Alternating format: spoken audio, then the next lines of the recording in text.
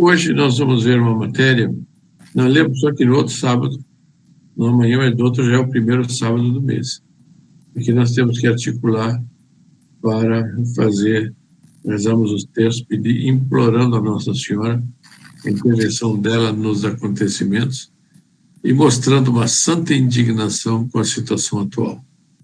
Essa é o melhor, o Topig disse, é a melhor reparação que nós podemos oferecer a ela. Eu recomendo o seguinte, prestem atenção no lado raposa do Topig. Para ser mais de acordo com o espírito dele, eu diria no lado serpente do Topig. Porque Nosso Senhor disse, sede inocentes como as pombas e astutos como as serpentes. Eu estou preparando uma reunião sobre a missa, toda a evolução da questão da missa, e acabei, quando procurei um pouco sobre São Pio V, porque ele que ordenou a Santa Missa e colocou num esquema que ele mesmo determinou que ninguém deveria mexer mais na Santa Missa.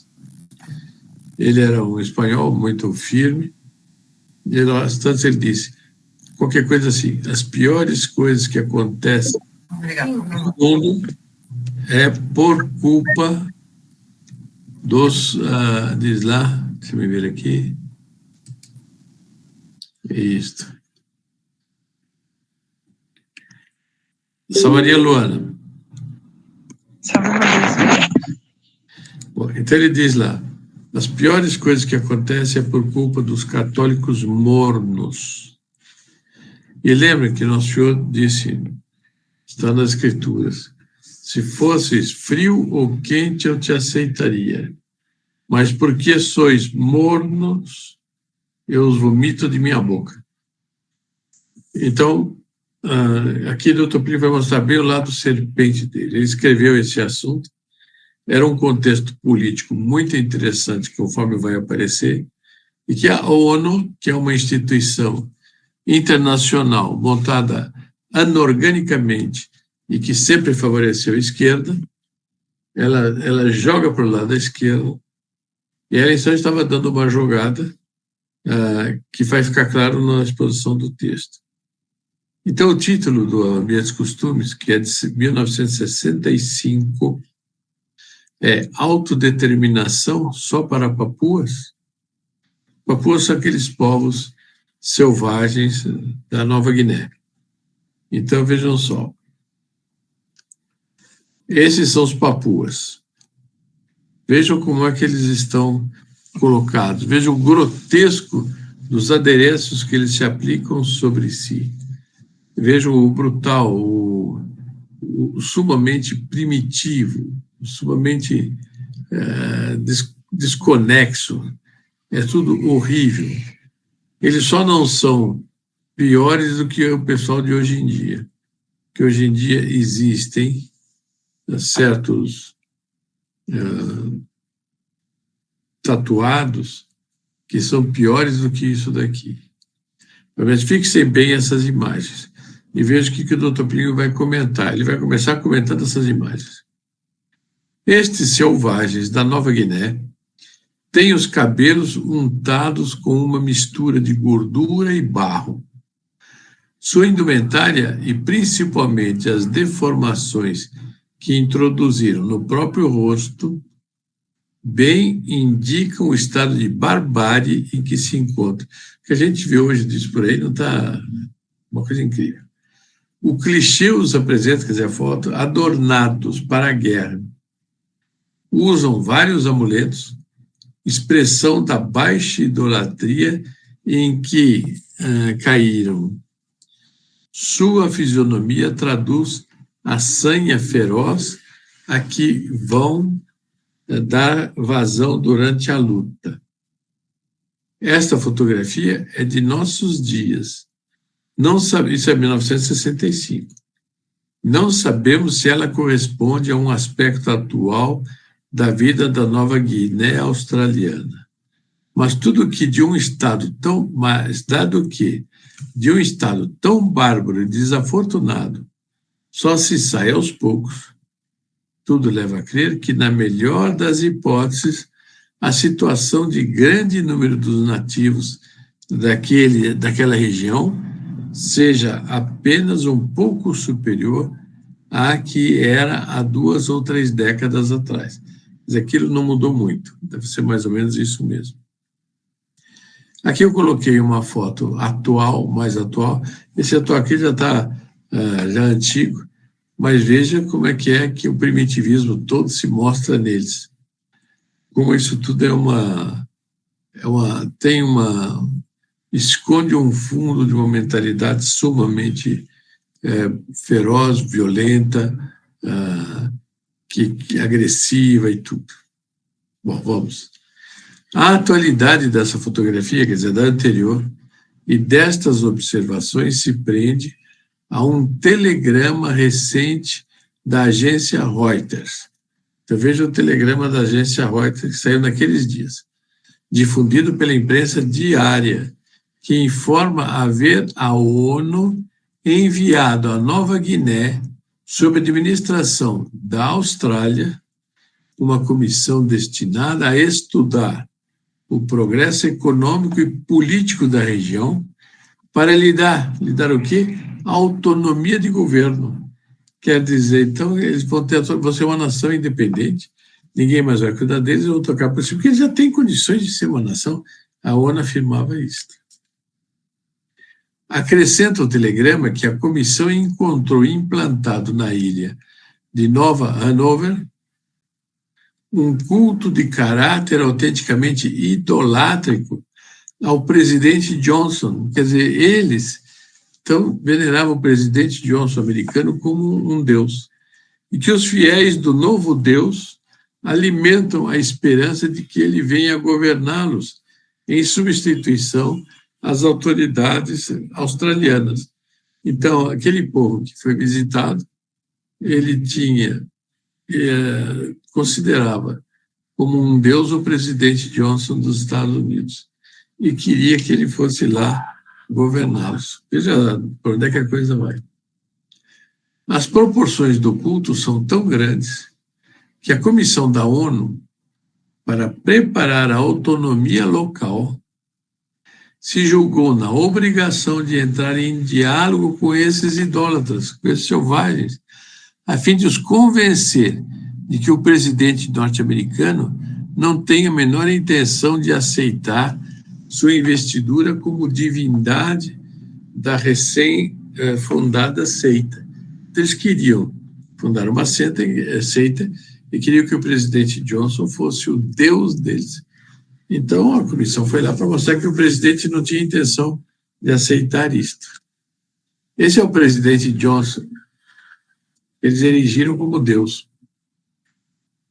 O governo da Nova Guiné tentara em vão persuadir disto os adeptos do culto de Johnson, que nas últimas eleições legislativas votaram maciçamente nos Estados Unidos.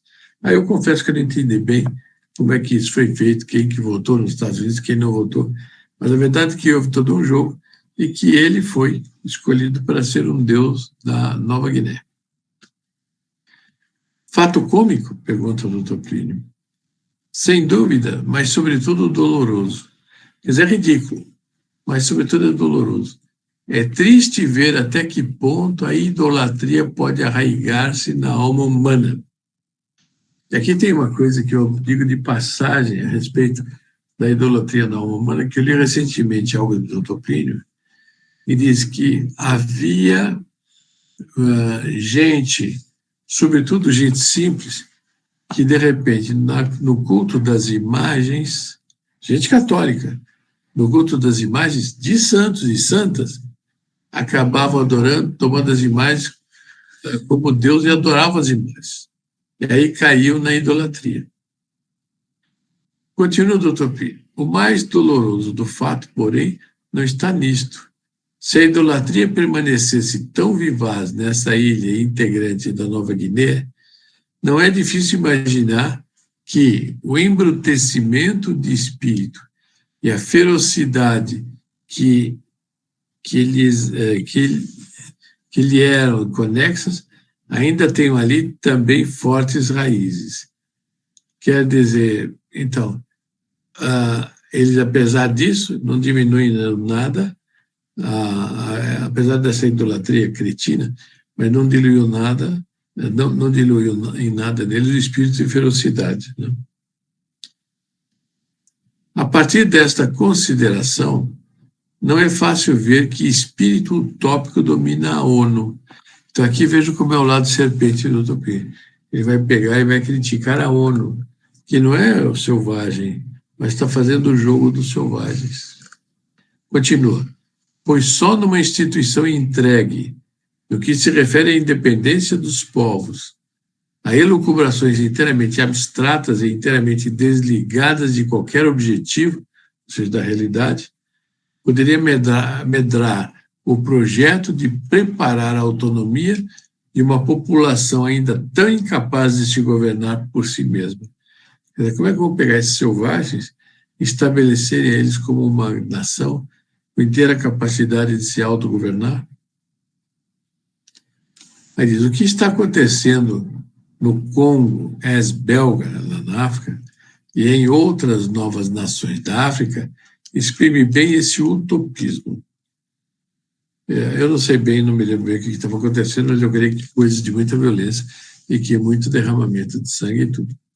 Então, o Topínio diz, quanto sangue já custou ele àqueles povos africanos que quiséramos ver tranquilos, prósperos e marchando aceleradamente por uma autonomia praticável e imperecível.